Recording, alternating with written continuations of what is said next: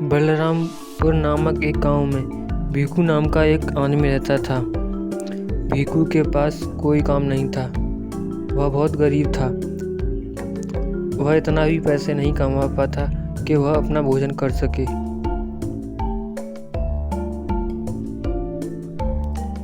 पता नहीं कब मुझे काम मिलेगा। आप जानते हैं, अब तो मंदिर में खाना मिलना भी बंद होने वाला है। अब हम कहाँ से खाएंगे? क्या ये तो बहुत बुरी बात है। ऐसा नहीं होना चाहिए। हाँ, कल ही पुजारी जी कह रहे थे अब से मंदिर में खाना नहीं मिलेगा। ओह, तब तो हमें बहुत तकलीफ़ हो जाएगी। भीखू के 2 बच्चे भी मंदिर में ही खाना खाया करते थे।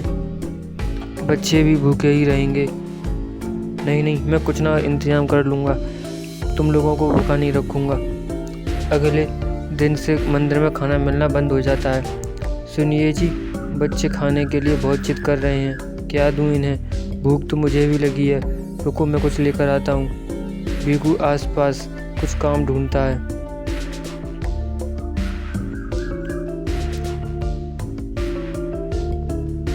काम ना मिलने पर वह बहुत दुखी हो जाता है। खाने का इंतज़ाम कहाँ से करूँ? काम तो मिल नहीं रहा और मुफ्त में खाना कोई देगा नहीं। भीखू के सामने समोसे की एक दुकान थी। वह समोसे की दुकान के पास आता है। भाई, कुछ समोसे मिलेंगे क्या? भूख लगी है। हाँ, क्यों नहीं, पैसे दो और ले जाओ समोसे। नहीं भाई, पैसे तो नहीं हैं। अभी दे दो, बाद में पैसे ज़रूर दे दूँगा। नहीं, चलो निकलो यहाँ से। पैसे नहीं है तो जाओ यहाँ से। भीखू उदास होकर वहाँ से चला जाता है।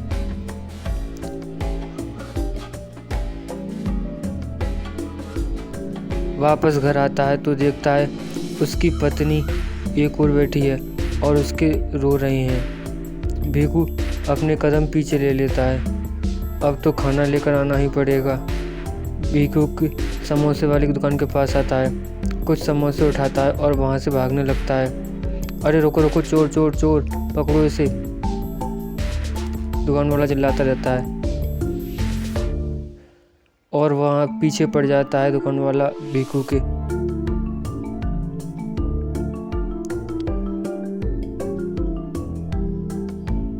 और भीखू एक पेड़ के पीछे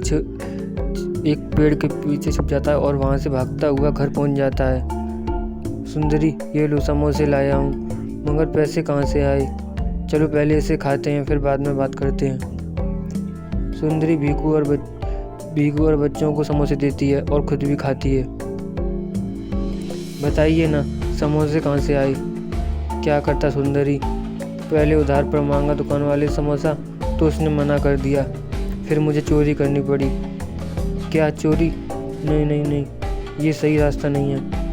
तो क्या करूं? जब तक काम नहीं मिलता तो सबको भूखा छोड़ दूं? बताओ। सुंदरू भूखी की बात सुनकर चुप हो जाती है। तुम चिंता मत करो, मैं ज़्यादा दिन तक ऐसा नहीं करूँगा। भूख की वजह से हर बार भीखू को चोरी करनी पड़ती। वह अब तक सभी से बचता आया था। हे भगवान, मुझे आगे भी इसी तरह बचाना। एक दिन भीखू को कुछ सामान चोरी करके भाग रहा था, तभी दुकान वाला उसे पकड़ लेता है।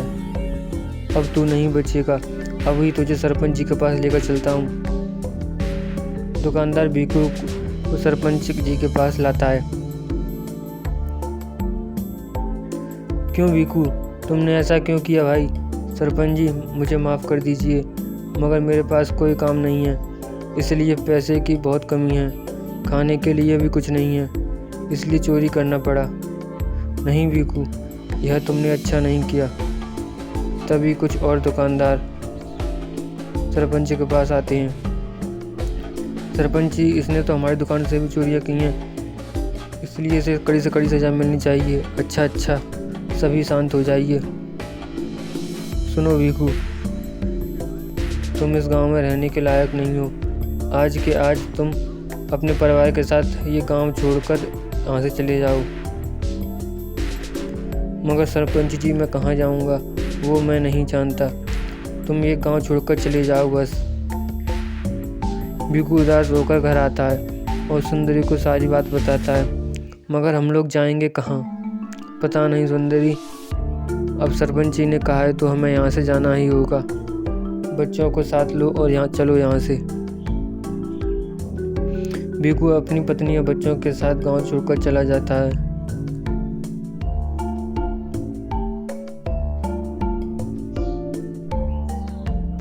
गांव से तो हम निकल गए, मगर रहने के लिए तो कोई जगह नहीं मिल रही। अब हम क्या करें, ये तो मुझे अभी समझ में नहीं आ रहा। एक काम करते हैं, हम यहीं आसपास घूमते हैं। रात होते ही हम वापस गांव चलेंगे और छुपकर जंगल में रहेंगे। मगर गांव वालों ने हमें पकड़ लिया, फिर क्या होगा? ऐसा कुछ नहीं होगा, हम सभी छिपकर रहेंगे।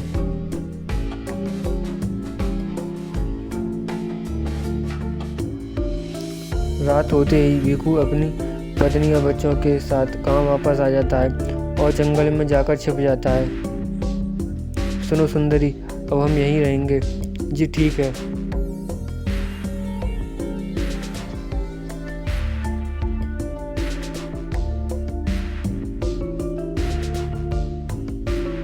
और भीकू अपना एक घर बनाने लगता है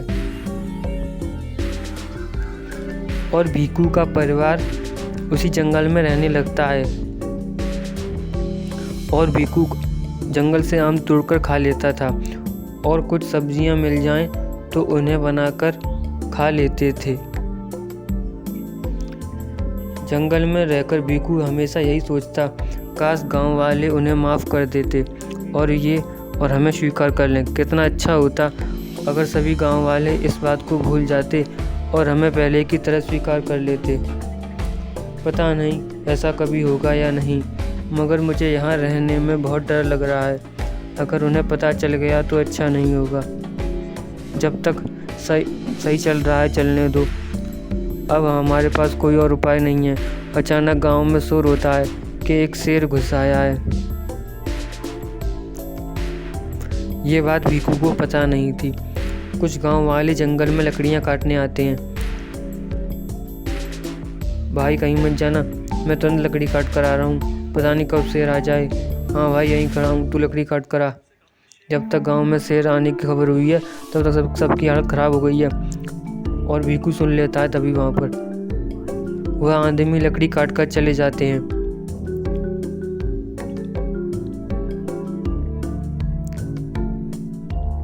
और भीकू भागता हुआ, सुंदरी कुछ लोग लकड़ियाँ काटने आए थे कि गांव में शेर घुस आया है और अगर शेर यहाँ भी आएगा तो हम क्या करेंगे? तो हमें भी बहुत सतर्क रहना चाहिए। रात के वक्त भीकू जंगल में घर की रखवाली करने लगता है।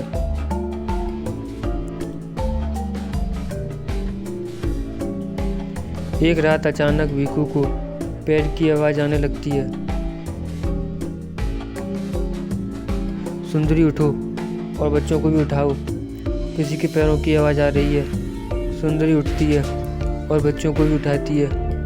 तभी वो देखते हैं कि शेर उनकी ओर दौड़ते हुए आ रहा है। सुंदरी भागो, शेर भागते हुए आ रहा है। सुंदरी बच्चों के साथ भागने लगती है। शेर उनके पीछे दौड़ने लगता है।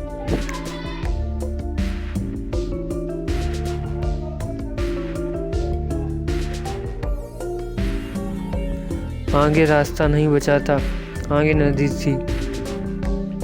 सुंदरी रास्ता ख़त्म, यहाँ तो सिर्फ एक दरवाज़ा दिख रहा है। चलिए इसी दरवाजे के अंदर चलते हैं। भीकू दरवाज़ा खोलता है और सभी दरवाजे के अंदर चले जाते हैं। यहाँ तो बहुत अंधेरा है, कुछ दिख भी नहीं रहा है। हम कुछ घंटे यहीं रहते हैं, फिर बाहर चलेंगे।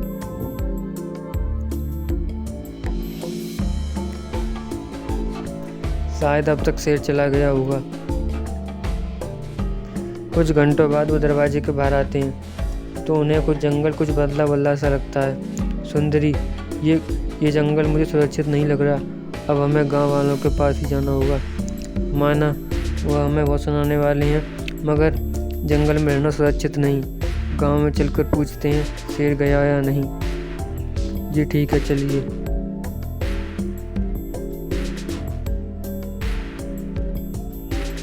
भीकू अपने परिवार के साथ वापस गांव में आता है। भीकू डरता हुआ एक आदमी से बोलता है, क्या भाई जी, गांव से शेर चला गया। गांव में शेर कब आया भाई? वैसे ये बताओ क्या चला सब कुछ? तुम्हें कोई काम मिला या नहीं? वह आदमी भीखू से बहुत शांति से बात कर रहा था। ये मुझे कुछ नहीं कह रहा। क्या गांव वालों ने हमें माफ़ कर दिया क्या? क्या हुआ भाई? बिल्कुल शांत क्यों खड़े हो? कुछ बोलो तो सही। क्या आप लोगों ने हमें माफ़ कर दिया? माफ़? किस बात के लिए? क्या किया है तुम लोगों ने? लगता है गांव वाले इस बात को भूल गए हैं और इन लोगों ने मुझे माफ़ कर दिया। चलो अच्छा ही है। अब क्या? उस बात को याद दिलवाना छोड़ो, कोई आवश्यकता नहीं। वह खुशी खुशी गांव में रहने लगते हैं। कोई भीखू से कुछ नहीं कहता। सुंदरी, अब मैं चोरी नहीं करूँगा। सुना है सेठ जी किसी काम करने वाले को ढूंढ रहे हैं, वहीं जाकर काम करता हूँ। 2 वक्त का भोजन तो मिल ही जाएगा।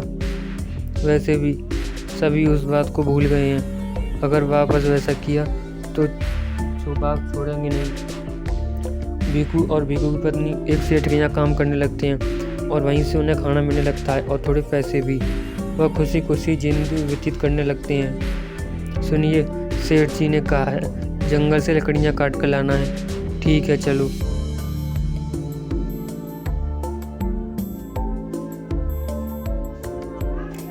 बच्चे भी साथ जाने की जिद करने लगते हैं। अच्छा, तुम लोग भी साथ चलो। सभी जंगल में लकड़ियाँ काटने आते हैं।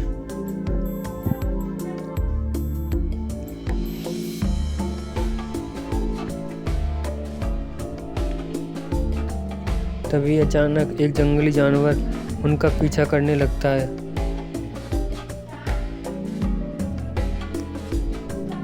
भागो यहाँ से, जल्दी से भागो।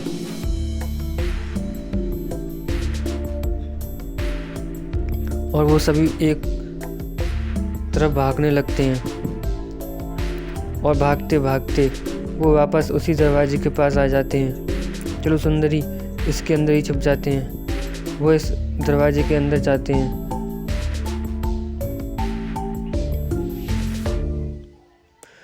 और कुछ घंटे बाद वो उसमें से निकलते हैं। चलो सुंदरी, वापस गांव चलते हैं। और वो जब गांव आते हैं तो उन्हें देख सभी शोर मचाने लगते हैं। तुम लोग वापस गांव में कैसे आ गए? सरपंच ने तुम लोगों को गांव से बाहर कर दिया था, मगर आप लोगों ने तो हमें माफ़ कर दिया था। कब माफ़ किया? हमने कब माफ़ किया तुम्हें? जल्दी से जल्दी ये गांव छोड़ कर चले जाओ, वरना सरपंच जी को बता दूंगा। और उन्हें वापस गांव से बाहर कर दिया जाता है। ये क्या हो रहा है? अभी तो सब कुछ सही चल रहा था, अचानक इन्हें क्या हो गया भाई? रात के वक्त वापस वह जंगल में जाते हैं और जंगल में छिप जाते हैं। अब हमें फिर से यहीं रहना होगा। पता नहीं गांव वालों को क्या हो गया है। कभी वो हमें माफ़ कर देते हैं और कभी भगा देते हैं। तभी उन्हें एक ऋषि के मंत्र पढ़ने की आवाज़ आती है। वह ऋषि के पास आते हैं और वहाँ आकर वह ऋषि को सारी बातें बताते हैं।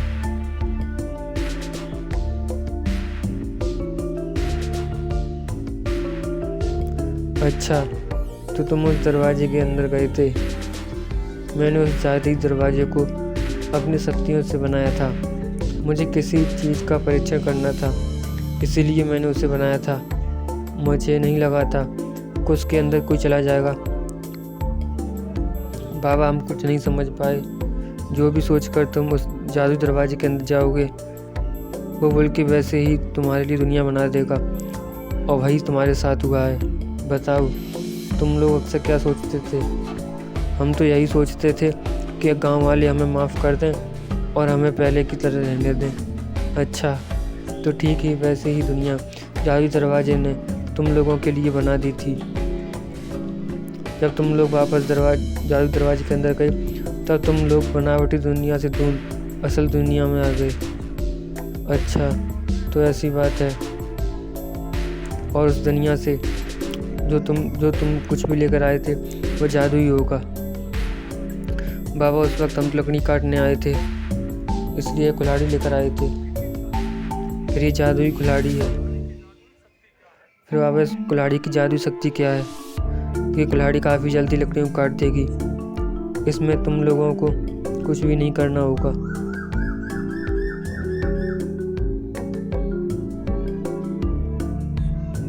सुंदरी, अब क्या किया जाए? तभी गांव के कुछ लोग विकी के परिवार को जंगल में देख लेते हैं और उन्हें लेकर गांव आते हैं। सभी भीकू को खरी खोटी सुनाने लगते हैं। ये तुमने अच्छा नहीं किया। जब मैंने तुम्हें बाहर से निकाल दिया था तुम वापस क्यों आ गए?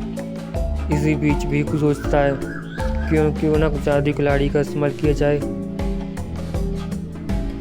कृपया शांत हो जाइए आप लोग, हमें इस गांव में रहने दीजिए और मुझे माफ़ कर दीजिए। मैं अपनी गलती का प्रायश्चित करना चाहता हूँ। इसके लिए मैं गांव के सभी लोगों के लिए मुफ्त में काम करने को तैयार हूँ। कौन सा काम करोगे? सभी के पास जितनी भी लकड़ियाँ काटने का काम होगा वो मुझे दे दीजिए। मैं जल्दी से जल्दी आपका काम करके आपके घर पहुँचा दूँगा, वो भी मुफ्त में। ये सुन सभी भीकू की बात मान जाते हैं और लकड़ियाँ काटने का काम उसे दे देते हैं। जादुई कुल्हाड़ी की मदद से भीकू फटाफट लकड़ियाँ काटने लगता है और गांव वालों के घर पहुंचा देता है। भीकू का काम देख सभी उसे माफ़ कर देते हैं। इसके बाद से वह यही भीकू का काम बन जाता है। अब सभी उसे पैसे देकर लकड़ियाँ कटवाने लगते हैं। भीकू हमेशा के लिए चोरी करना छोड़ देता है और इसी काम के सहारे